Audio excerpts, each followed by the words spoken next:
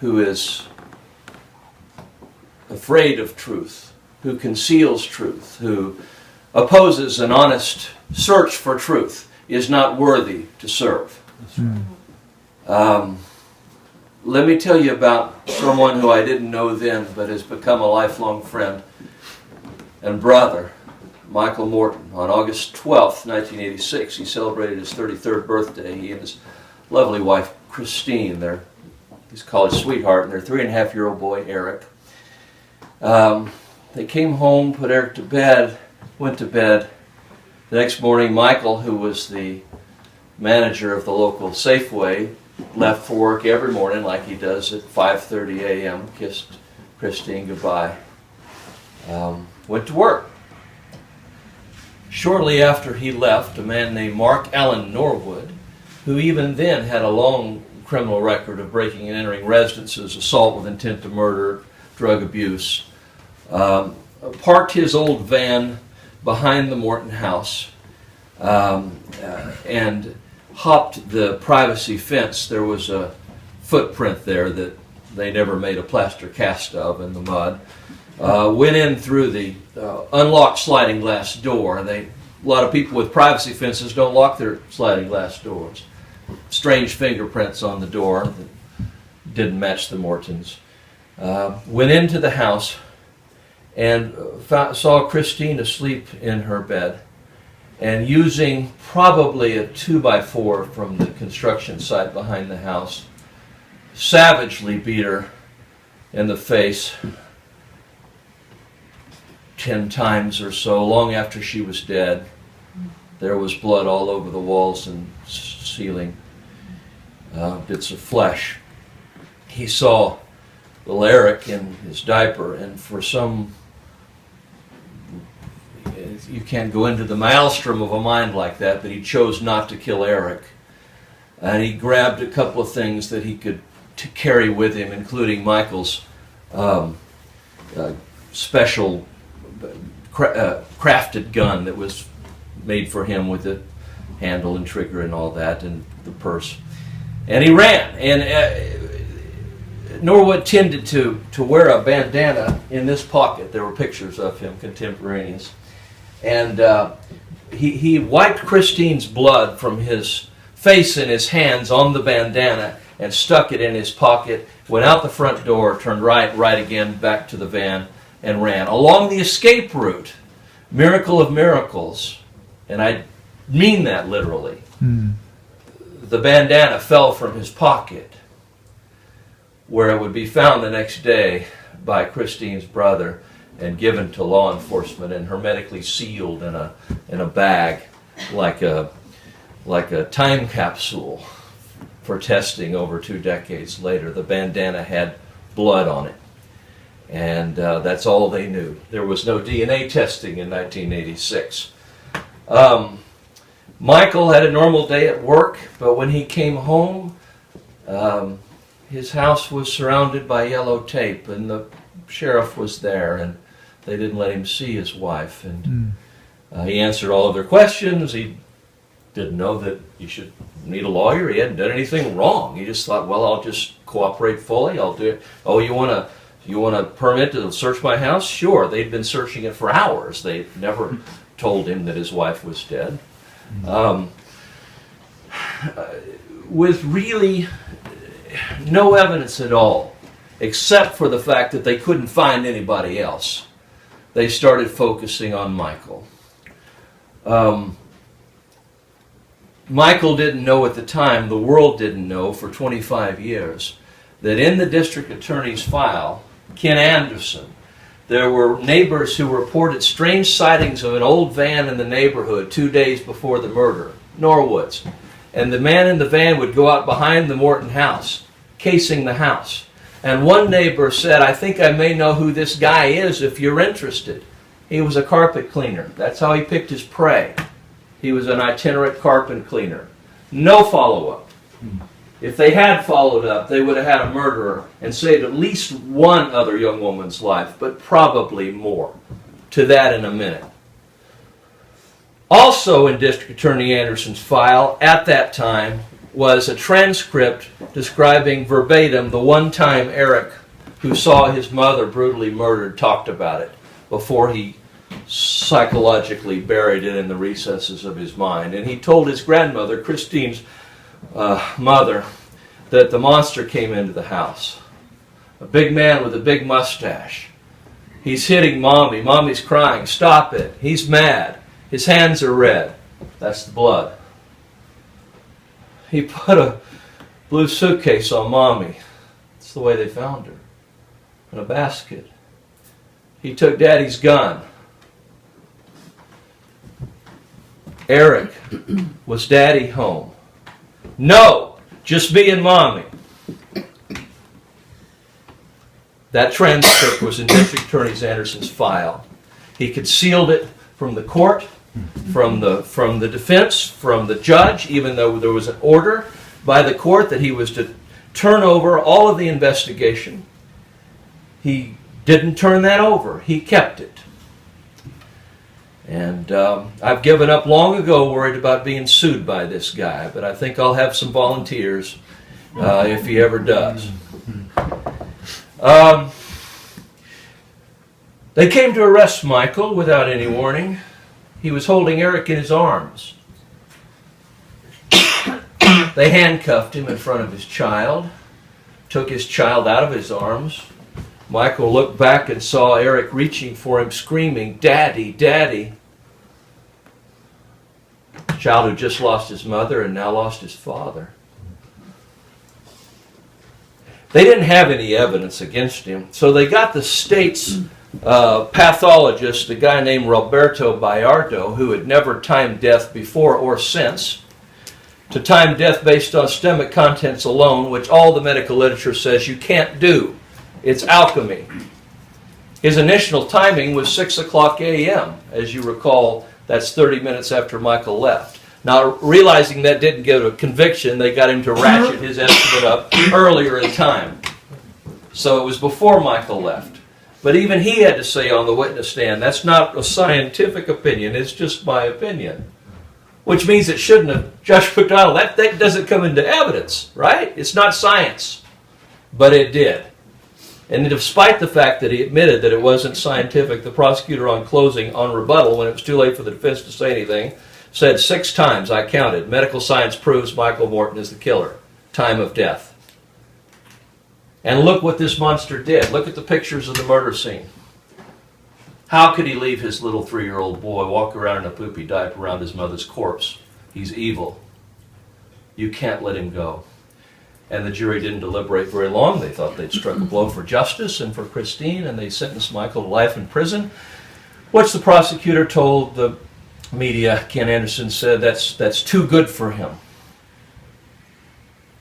And Michael's life prison sentence began in 1987. When Eric who was raised to believe that his father killed his mother, was 13, he wrote his father and said, I don't want to see you anymore. Michael was told by an old convict, if you're going to survive in here, you need to have something you see outside of prison, or you won't make it. Even if you're breathing, you won't be alive. You have to have something. Each of us has something. I'm going to finish this car I was rebuilding. I'm going to reunite with my spouse. He said, for you, I know what it is for you. It's your son. You see yourself with your son. When Michael was 18, he got the note that Eric had allowed himself to be adopted by Christine's sister and new husband. He legally changed his name. He terminated Michael's parental rights. Michael was at law no longer Eric's father. And that's what broke Michael completely. He'd been in prison 17 years now, or 15 years now. And he did something he'd never done before. Even though he grew up in a church, it was always kind of, I went to church. It was kind of a communal thing. It wasn't personal. He cried out to God. And he said, I got nothing. I got nothing. Are you there? If you're there, show me. And he said, nothing happened. That day, the next day, the next day. Said about a week later, he's lying in his bed, he turns off his, he said, I've got a little radio there, I've got earphones. I turned it on and I got it's typical Michael, who's working on his master's degree while in prison in Lincoln's literature. He goes, I turned it to the classical station in Houston and there was harp music. I'd never heard harp music before, and I was listening to harp music. And he said, suddenly I was enveloped in light.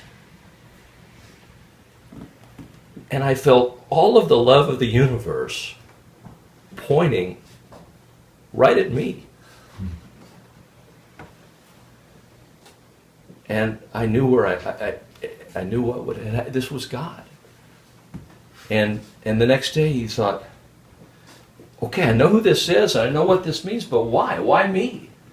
And it came to him. I had asked him a question, and he answered it.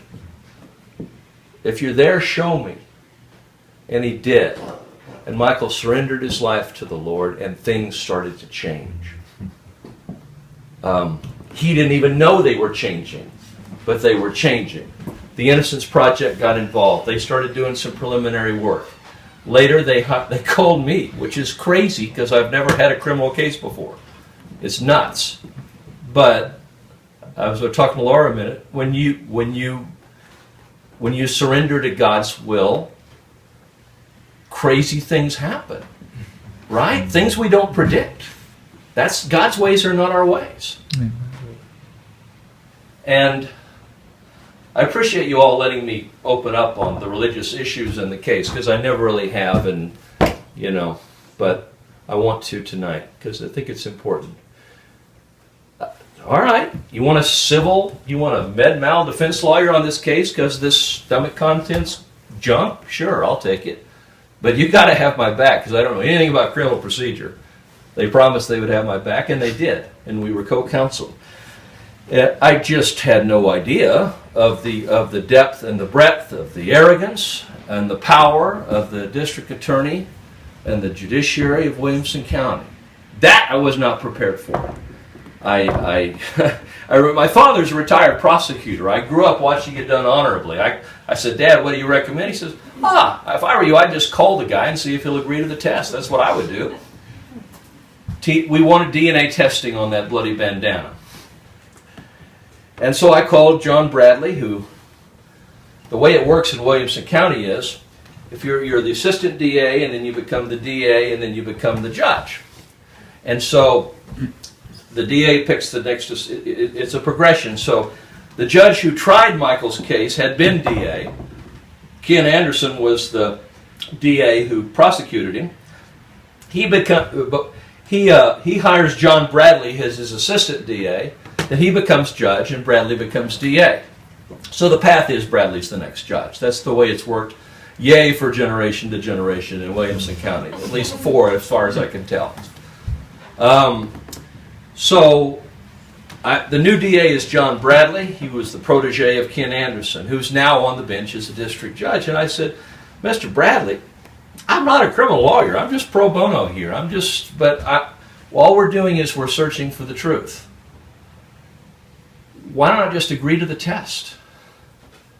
And he said it would muddy the waters. And I said, Mr. Bradley, truth clarifies. Amen. That's right. I have never been able to fully comprehend why they would oppose a simple test that would be free to the state. The Innocence Project would pay for it. They can only reveal the truth. I said, Mr. Bradley, if Michael is where he's supposed to be, that's a good thing, right? If you're so convinced he's guilty, then why be afraid of this? He goes, what would you do if it said your client was guilty? I'd say, that's simple. I'd call him up and say, Michael, I've got some bad news for you. But let me turn it. What would you do if it proved he was innocent? Because, Mr. Bradley, I don't want to go all Jack Nicholson on you, but I can handle the truth. Can you, sir? February 2005, we filed our motion for DNA testing. We wanted the test on this bloody bandana. And they fought us tooth and nail for 7 years. In state court, well, our first appeal in state court was to mandamus the judge. That's a legal word for make the judge do something, because he was not ruling. Years had passed, and I had no ruling on the DNA motion. So just act. Rule against me so I can appeal you, because you'll lose. We'll flip you on appeal, but don't be a coward and just not rule at all. That's right. That's right. You know what I'm saying? So we had several appeals. We got so frustrated with the state system, we sued John Bradley in federal court in Austin, which was a fun little thing, but didn't last very long. Because there really is no jurisdiction, unfortunately. But it was a good try, and it woke some people up a little bit. It was not, at the time there was an open argument as to whether the Constitution required DNA testing, and I still think that it does. But the Roberts Court ruled that it didn't in a case, and Judge Sparks really had no choice but to dismiss mine. But in dismissing my case, the last paragraph said, I really don't understand why Mr. Bradley won't agree to this, since he has a duty to justice That's right. and to the Constitution of the United States. So if you're going to lose the case, that's a good way to lose. Anyway, we finally got the appeal before the state appellate court. Meanwhile, all this was going on. Bradley is belittling us. He's saying they're silly, they're searching for the mystery killer, they're grasping at straws. Oh, and I wrote this quote down because the bandana is not a significant item of evidence in this case. Quote, John Bradley, it was during this time that Michael was offered a parole. And I've always been suspicious of the circumstances of this. They came to Michael and said, you can be paroled. And he told me about it on the phone when I called him. I said, okay, that's great. And he goes, no. He said, there's a condition. I said, what's the condition? He said, the condition is I have to show remorse for my crime. And I thought, I don't know how to advise a man on this. This goes to the core of who you are. And I want to believe that I would be like Michael. I do. But you never really know until you've been in prison 23 years, unjustly. And I said, Michael, what are you going to do? And he said, all I have left is my actual integrity. Actually, all I have left is my actual innocence. That's the quote. All I have left is my actual innocence. And if I have to be in prison the rest of my life, I'm not giving that up. Wow. I'll never forget those words. And this just rush of emotion came on me, and I said, Michael, I promise you I will never quit. Ever. As long as I'm breathing air, I'm fighting to get you out of prison.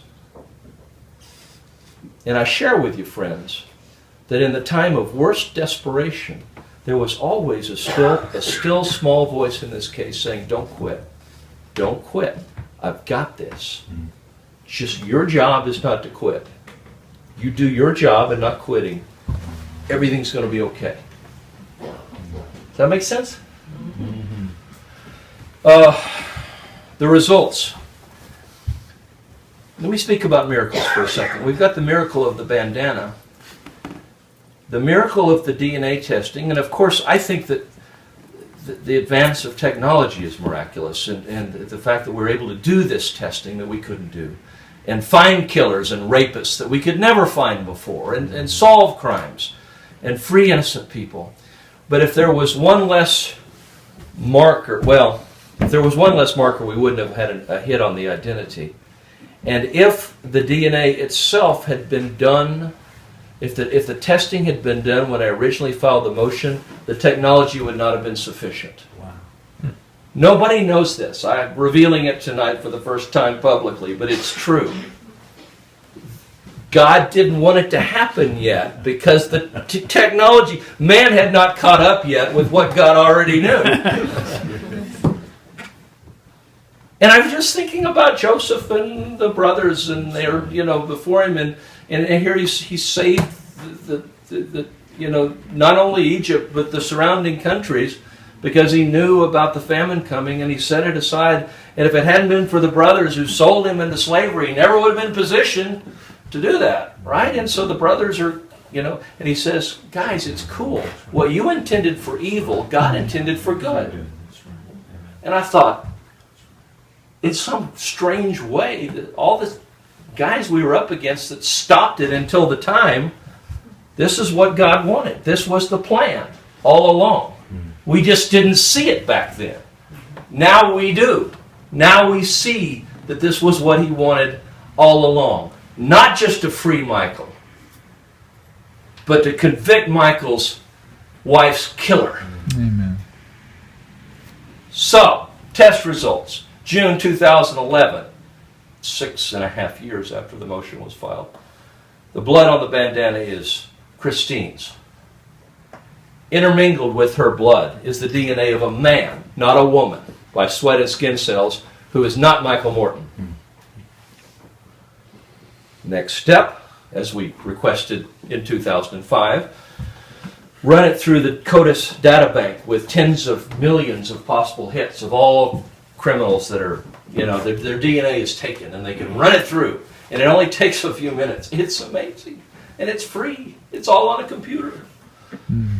But we don't get the results until August. Almost 25 years to the day from Christine's murder. And let me back up a second, because part of what my lovely bride Kelly was doing at the time was helping find Eric Morton, who nobody knew where he was, because they moved and they hadn't told Michael's parents where he was, and he changed his name. And so we hadn't yet, I'd been sending him emails when Kelly found him, but we hadn't yet talked to him. But he and his lovely wife Maggie went to Christine's grave on the 25th anniversary of her murder, and it was raining, and as they were there, the sun came out, and they believe, and they're strong believers, that Christine was telling them things are going to be revealed. Light is coming to the darkness. And it was 25 years to the day that the hit on the CODIS databank was Mark Allen Norwood, who by then had a 30-year record in 3 states of felony assaults and just brutality and breaking and entering residences and assaulting police officers and a monster. Eric's description was accurate. 3.5-year-old boy called it what it is. The monster came into the house. Big man with a big mustache. Michael's little guy. So it hit on Norwood. Where's Norwood? He's at large. I can't get the Williamson County prosecutor to care that there's a murderer at large. We hire a private investigator. Help us find Norwood. You can find Norwood by stringing his crimes together like pearls. He's living with his mama in Bastrop County. Crystal meth and washing dishes in a divey Mexican place. But he's still violent. He attacked a cop 6 months earlier. My paralegal, Kelly, had actually started this process before, looking at the Austin cold cases for other young women that are bludgeoned to death. And there's a woman named Deborah Jan Baker who was bludgeoned to death in her bed with a blunt instrument to the face with furniture stacked on her body. And we checked, and she was living less than a block from where we know Norwood was living at the time. Deborah Jan Baker. And we didn't trust Williamson County for obvious reasons. We went to Travis County, where Deborah Jan Baker was murdered, told those DAs, look, we have the guy whose DNA's on Christine's bloody bandana with Christine's blood. 2 years after Christine's murdered, same sort of murder. Are you interested? It's a cold case. And they said, we're very interested. Thank you so much. And I said, here's all of our evidence. Take it. Be prosecutors. He's a violent murderer. Go get him. I'll tell you where he's. I'll give you his address. So suddenly we're law enforcement, right? We're supposed to be, but Michael from prison is saying this man needs to be brought to justice. And they run the matches, and 2 of his pubic hairs were at Deborah's murder scene. which means the rape kit was negative. Maybe he tried to rape her.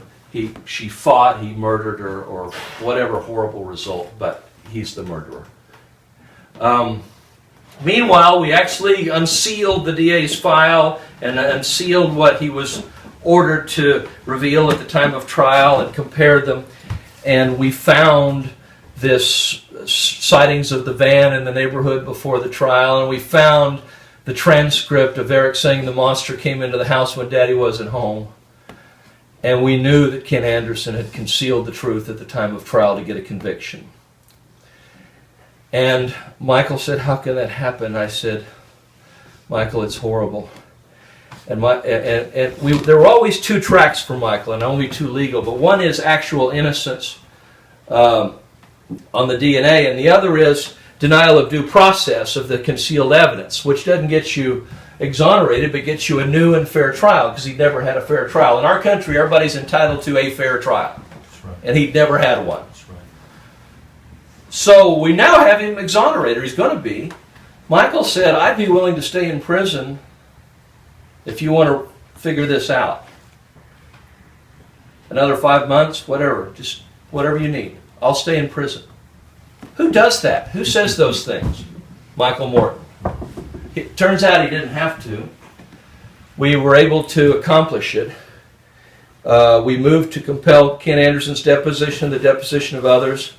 And I was laughing about this beforehand because we had a hearing on whether we could take his deposition, a motion to quash by his... He had now totally lawyered up, and he had a fleet of lawyers.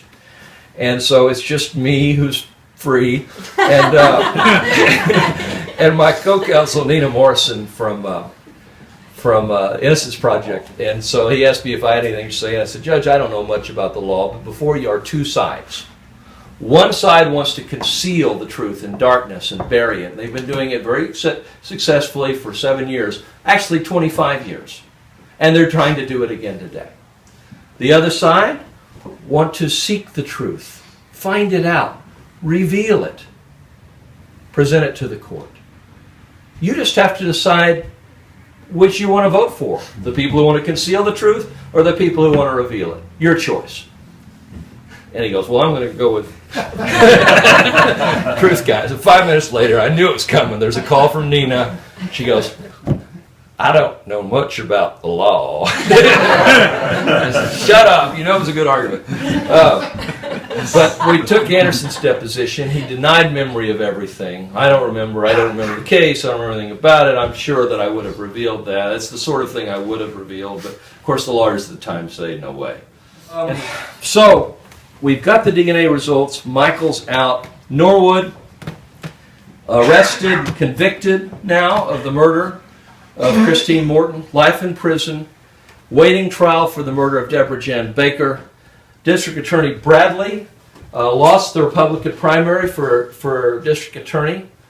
I couldn't help myself. I wrote an open letter to the citizens of Williamson County reminding them that when you convict an innocent man, that means the rapist and the murderer is free to rape and murder again. And so we really, when we talk about being tough on crime, that's great. Well, how about being smart on crime? How about making sure you have the right man in prison and not walking the streets?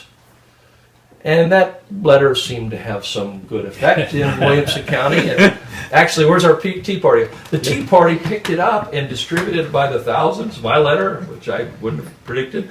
But yet God works in miraculous ways. And, Bradley lost, and that's fine. And I don't know what he's doing now. He may be looking for a job someplace. That's fine. Ken Anderson, disrobed, disbarred, served jail time. First time we know of in the history of our country where a prosecutor spent time in jail for concealing evidence of a man's innocence. And I think it sends a signal. I think the fact that people say it wasn't long enough, the fact that he went in at all is important, I think. What conclusions? I know we need to wrap this up. Truth matters. Truth matters. Never be afraid of it. Never conceal it. Never oppose an honest inquiry for it. And that's why I'm here today. I'm here to support a man that believes that lives it, that has demonstrated in his life that that's what he's about. You know, I don't know how much I'm permitted to go into what he's gone through here, but it reminds me, when you challenge the old guard, you're going to get some of this stuff. And it reminds me a little bit of what I had to go through. I remember feeling like I didn't have a friend in the county. I would slow down. I thought, if I get arrested, I'm going to, and now, and it's so funny because, when Michael got out, I'm walking with him, and I'd see these cops come up toward him, and they'd look to the left or the right to see if they saw the prosecutor, and they'd go, "Congratulations, we're all very excited for you."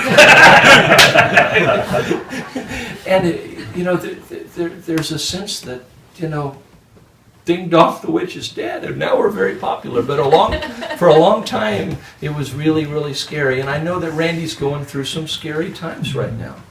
And he needs your love and support, and he needs your prayer. That's right. And, because that sustains us. There were several times my pastor called our church to prayer on the Morton case. And I don't know that I would have been able to make it through without that. The first thing we do is kill all the lawyers. The most misquoted line in Shakespeare. And it's from Henry VI, Part 2. And the guy who says the line is a guy named Dick the Butcher. And Dick the Butcher is an anarchist. And the question is, what do you do if you want to usher in a reign of tyranny? The first thing a tyrant does is eliminate the rule of law. That's right. That's right. The first thing a tyrant does is take away our freedom and the people who protect our freedom. Men in this room that have served our country in uniform, Bobby Mims in Vietnam and others, protect our freedom on the bench, like Randy McDonald has done. Lawyers were our first patriots. They wrote the Constitution of the United States. And we've kind of gotten away from that a little bit lately. But we can get it back with good people like Randy McDonald. I've known him 30 years.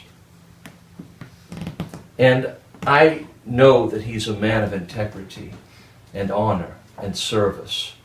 I know that Lieutenant Colonel Randall McDonald is fearless and will stand up for what's right, regardless of opposition, regardless of whether it's popular, simply because it's right. And that's what a good man or woman will do. I know that husband and father, Randy McDonald, is kind and good and loving. I know that Judge Randy McDonald is fair and just. That's what we need on the bench. You have an opportunity to keep this good man in office. But you only got a month. Don't lose the opportunity. He needs your help. He needs you to write a check. He needs you to put out yard signs. He needs you to go on social network and tell your friends. He needs your help. And if you do this, I promise you, you won't regret it. That's right.